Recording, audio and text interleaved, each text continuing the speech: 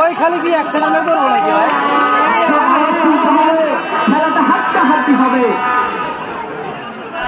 Padma football একাদশের দর্শকরা কি আছে? জোরে সোরে আওয়াজ তুলতে হবে। ফুটবল একাদশ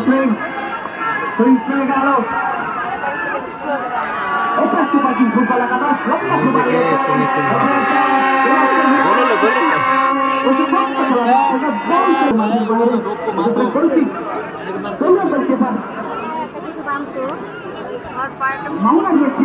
চলিও ক্যাপ্টেন গেল মাত্র